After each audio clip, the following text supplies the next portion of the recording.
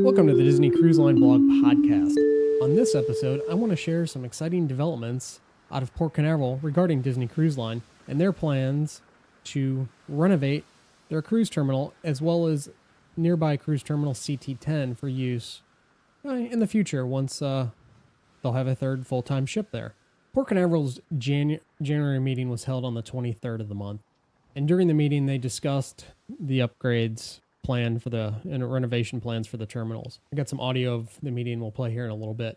In doing so, the port put the agenda item up. And in the agenda item list of documents, there's a design drawing kind of for the waterside projects required on the pier side of things for their new class of ship. The design listed Disney Triton with some preliminary specifications on the size of the vessel, leading to more or less confirm previous rumors that the three new ships are kind of being umbrellaed in under Project Triton. Right now, we're calling them the Triton class of ships. That's obviously not likely to be the name of the first ship, even though, it's typically when you call, class, Dream class, Magic class, that the first ship defines the class name. However, I think this is just preliminary internal project names at the time, and I really don't think the names have been settled upon just yet. So moving on to the meeting, here's some audio discussing the plans for the terminal renovations, as well as a little background on the contractors they've narrowed down. Cruise Terminal number 8, another exciting story. We continue to have in-depth discussions with Disney Cruise Line on how this terminal is going to look. They have driven the appearance. It still will maintain that same kind of Steamboat Willie appearance that it had initially in the late 90s, and we will continue with that vernacular.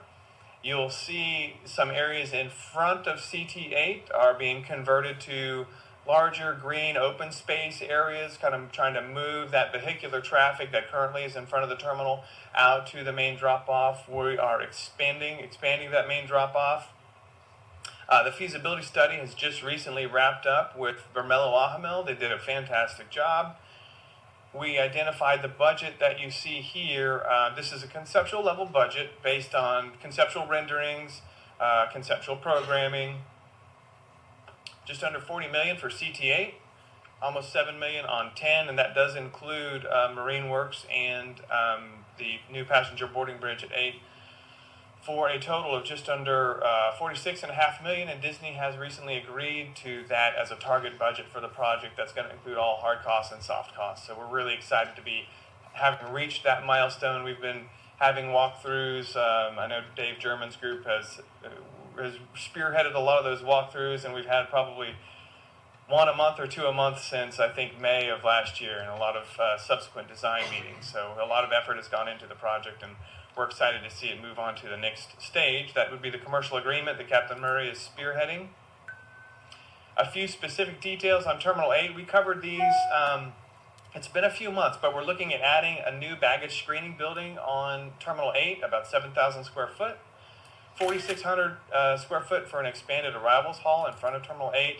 A new internal, potentially external ADA ramp for passenger debark. It's that same ramp system that you see in other terminals that's very functional, very low maintenance, and it negates the need for multiple escalators and elevators for that two-story vertical transport for passenger debark.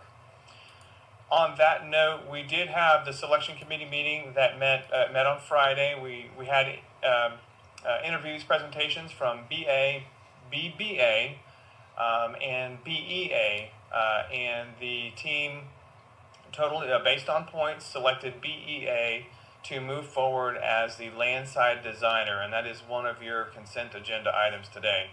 I am seeking authorization to enter into contract negotiations to return to the commissioner at a later date in conjunction with the approval of the commercial agreement to actually kick off, authorize, execute those contracts for design, both on the landside architecture and civil, and then on the marine design as well. So we got Jacobs as our recommendation on the marine side.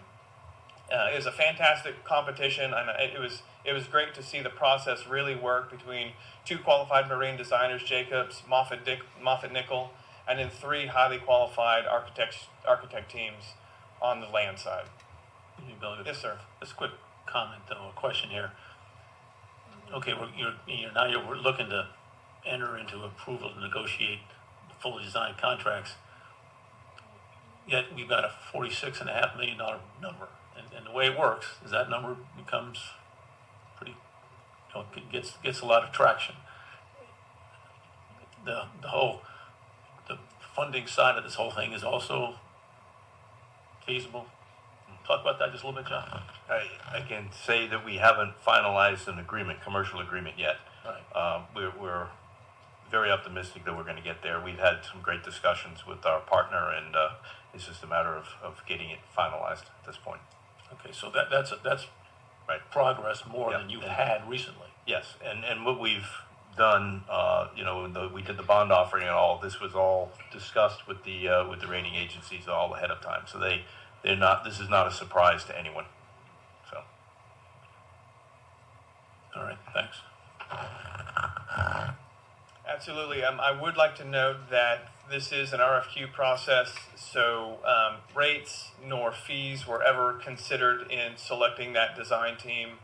It is solely based on qualifications, and the BEA team really did come with some excellent proposed methods for I hate to say not maintain the terminal active entirely through the project, but really minimize impact to the terminal in such ways that also reduced budget. So we really felt like they were the shining star of the three presentations for some very significant reasons. Let me move on. So Terminal 8, another purchase that we'll need to initiate in the coming months will be a new jetway style passenger boarding bridge to replace the one that's currently sitting at Terminal 8. And we need to replace it primarily due to the dimensions of the new class of vessel, so that we can serve that with the existing finished floor of the second floor of Terminal 8 to satisfy that really just a basic geometric problem of low tide, high tide, and the second floor finished floor.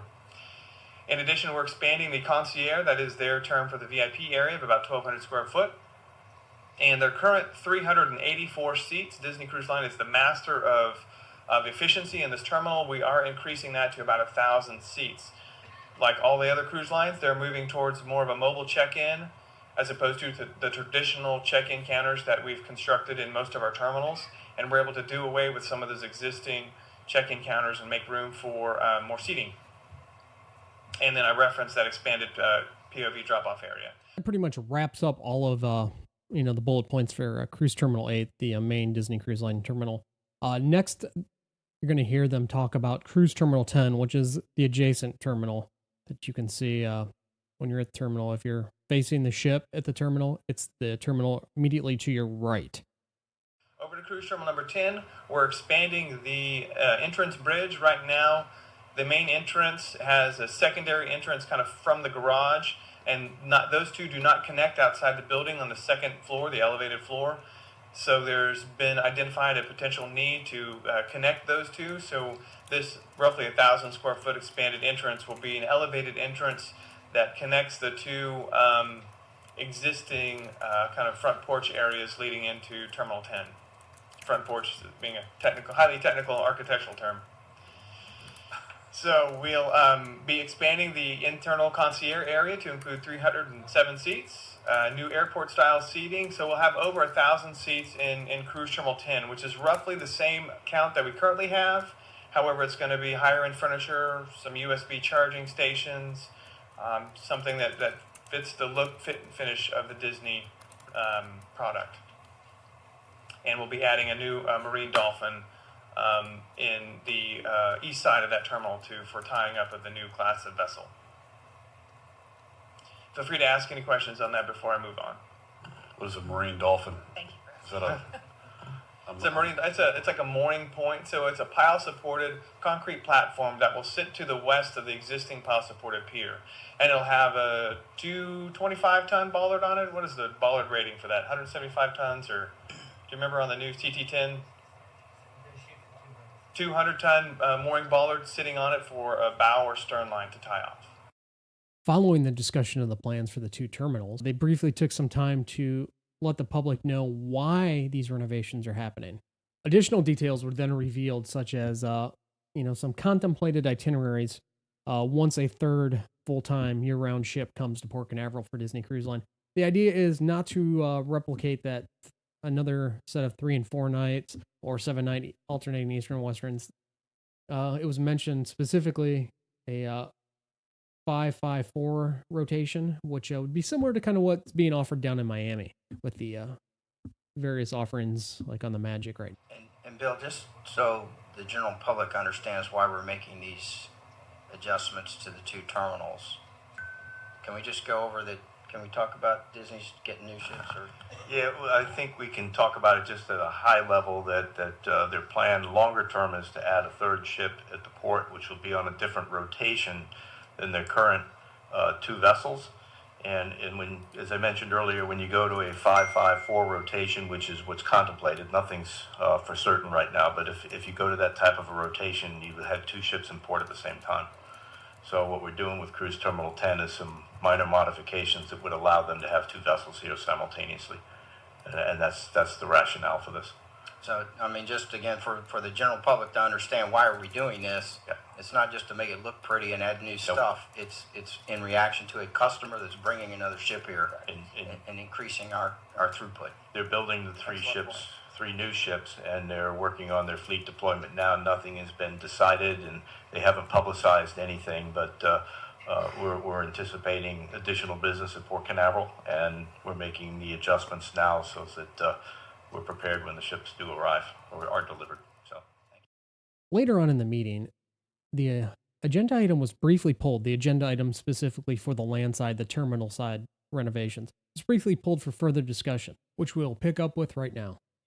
RFQ process, the initial due date was December 20th, right before we went on Christmas break. We did receive 3 very qualified submittals from names that we're very familiar with. The BEA team has done a significant portion of the cruise terminal design here at Port Canaveral over the years. BA, Bermela Vahamil, we've become very familiar with through the master planning process. The design of cruise terminal number 3. Their project manager, Scott Bakos, has helped us through the feasibility study with the Terminal 8 and 10 project, and he's done a fantastic job. The 3rd team was a combination of Trans Systems, of which Jim Dubé is now with, and also Gustavo Barenblum. Did I pronounce that correct? So we are getting to know Gustavo, that team. My former colleagues at Port Miami highly recommended that team. They've done a lot of work at cruise terminals at Port Miami and throughout the Caribbean. So what we expressed this past Friday to the attending public, the consultants that were there for our selection committee meeting that met this past Friday at 4, was selfishly the port could honestly, we could say that there was no bad choice for us amongst all 3 teams. We had 3 highly qualified architectural teams. They all brought their A game to the table.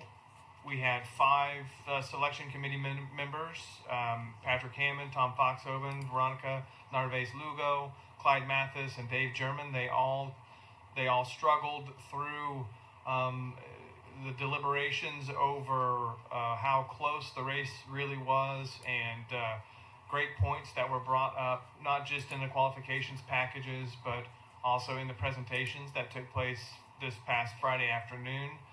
And the reality is that we do have to make a choice. We have to bring the commission a recommendation, and we feel incredibly strongly that of the 3 highly qualified teams, we do have the most qualified partner in BEA that we're recommending to you.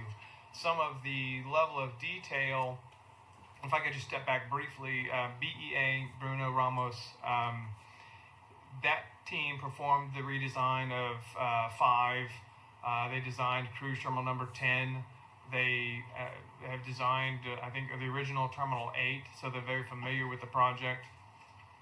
And the level of detail and the cost breakdown that they brought to us in their presentation was welcome. It was unexpected, but it was very welcome. And then they had some unique ideas about construction phasing for the terminal, and I think that's a very strong attribute of that team, of that company. I think we witnessed it during the renovations of 5 and 10, and we were once again reminded of that listening to their presentations on Friday. So the system worked exactly how it should work. We have highly qualified staff that put pen to paper, evaluated based on strict criteria that was required. We allocated the points, and I think the top two were within 2 points of each other based on I think it was a 100-point potential total. So it was a very, very tight race amongst very competitive firms. And we hands down feel very confident about the recommendation in BEA. Okay, very good. The next step is we enter into a contract with them. And this is not a fixed price contract, is that right? It will be a hourly not to exceed I think puts us in the best position. So we will get an estimate for design services, a proposal for design services, and it will be a not to exceed number. And based on time and material, that's what we will push for. We will pay what they spend. And if there's a credit due, unspent design fee at the end of the job, then we don't pay that. We get that back. And that is what we're seeking your permission to, is to enter into contract negotiations with both. On this item, it's specific to the landside designer. We will come back to you at a later date in conjunction with the approved commercial agreement for full authorization, execution of that contract. So after we enter into an agreement with Disney, we're going to come back and actually approve the contract. Okay, very good. Correct. Most likely, my hope would be at the same exact meeting. Approved contract, approved commercial agreement, kicking off the design, and we, depending upon the timing, we might even have a purchase before you for the procurement of the new jetway style gangway, because we've got about a 15-month lead time on that. Those companies are very busy, but we're going to base it all at Captain Murray's lead on the timing of the commercial agreement. Immediately after the brief discussion there, commissioners brought it up for a vote. Very good. I will entertain a motion on 1C. So moved. Second. All in favor? Aye. Moving on to item 3A. So there you have it. Port Canaveral approved both the water side and land side agenda items, which are now allowing the port staff to enter contract negotiations with the respective vendors. Next, we will find Port Canaveral will eventually vote on, finalized contracts with the vendors, as well as a contract, an agreement, if you will, with Disney Cruise Line for the overall project. And before we close out on this episode of the Disney Cruise Line blog podcast, I wanted to take an opportunity to answer some listener voicemail. Hi, Scott, Emily, and Isabel. My name's Stephen. I'm from Charleston, South Carolina. I'm a longtime DVC member and frequent visitor to Disney World. Never been on a Disney cruise, but my family and I have one booked for next June. It's a 5-night double dip on the Dream, not long after your DCL blog trip. Anyway, thanks for the time you guys put in and the effort you make to make a great website and a great podcast. I just finished binge listening to the podcast, and I almost feel like I've been on a cruise when I haven't. But I've got 2 questions for you guys. I have 2 children. My son will be 11. My daughter will be 12 at the time we cruise, which I think puts them in the window where they can do either the Ocean Years Lab or the Edge Club.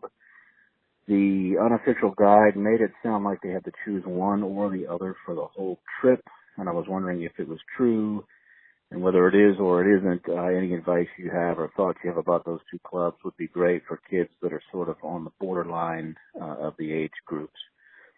And secondly, assuming hopefully this cruise will go well and the family will love it, and I am excited about it, irrationally excited about it actually, and anyway, I would love to hear your suggestions for what a great second cruise would be should this one go well. Anyway, thanks again. Take care. Bye-bye.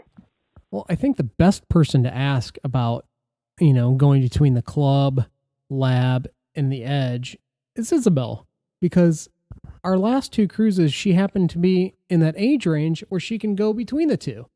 Yes, I think I've already answered one of your questions. You can go between the 2 clubs, the Oceaneer Club, the Oceaneer Lab, as well as Edge. when you're on that, in between age, you'll be familiar with the checking into the Oceaneer Lab and Oceaneer Club. You get your wristband and, more or less a magic band that works on the ship for checking in, checking out. Isabel, what is the process like, because you've gotten your magic band for the Oceaneer Lab, Oceaneer Club, and then what have you had to do to then get access to Edge? Well, on Embarkation Day, I think you could do it on any other day in case you can't make it. But you can go and you just give them your card and they put a sticker on it and then you could just go. And this is in Edge. Yes. At that age, you do have the best of both worlds, or at least the kids have the best of those three different venues: Oceaneer Club, Oceaneer Club, Oceaneer Lab, and Edge. And Isabel, where did you find yourself having access to all of it? Where did you end up spending most of your time? To be honest, both of them. It was just back and forth.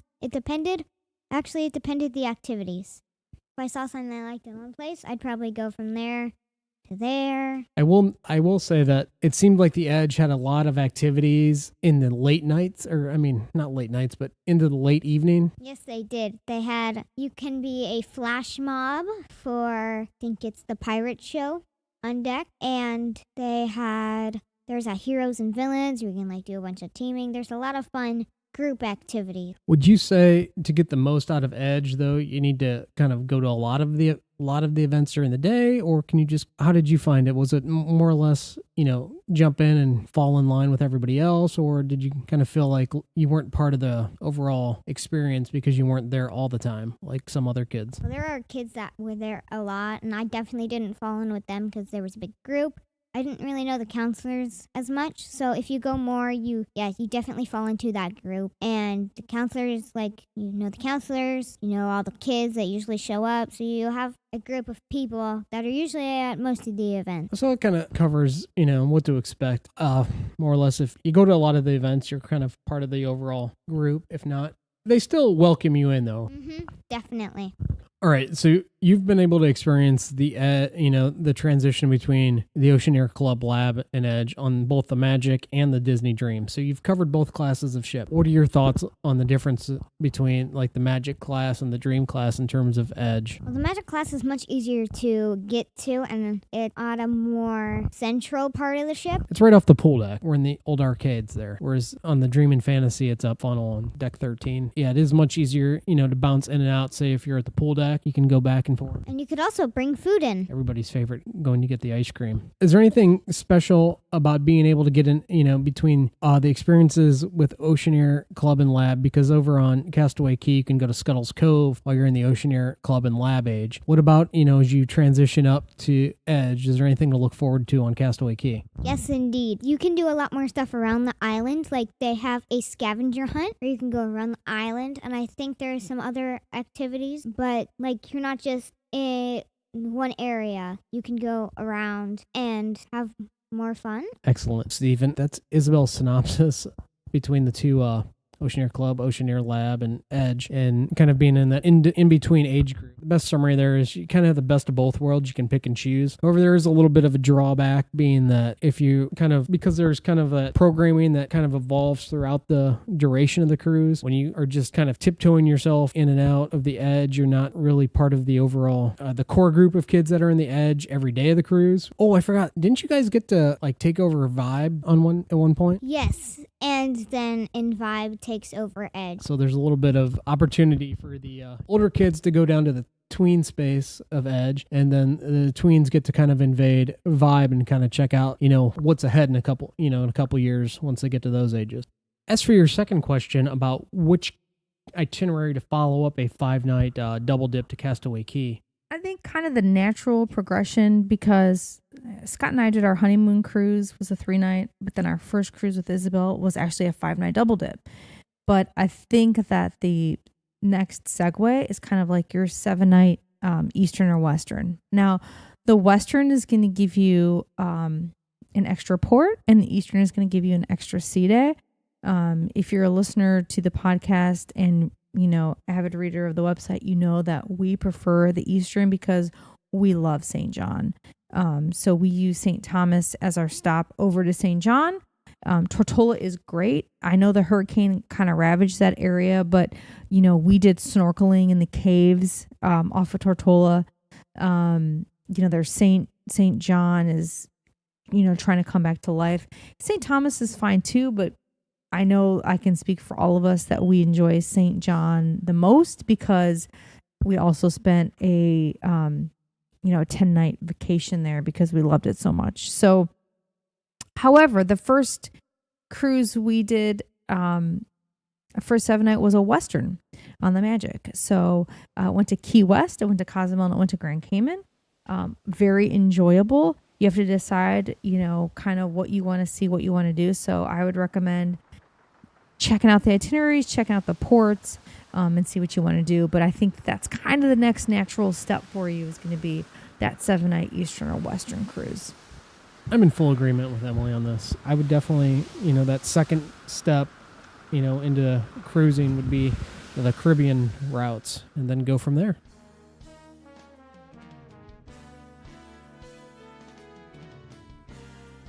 Have a question, comment, rumor, or just want to say hi?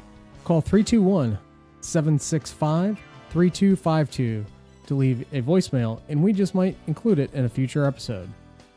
You can reach us via the comments section on the website, email at contact@disneycruiselineblog.com, Twitter @the DCL blog, and Facebook, facebook.com/Disney Cruise Line blog.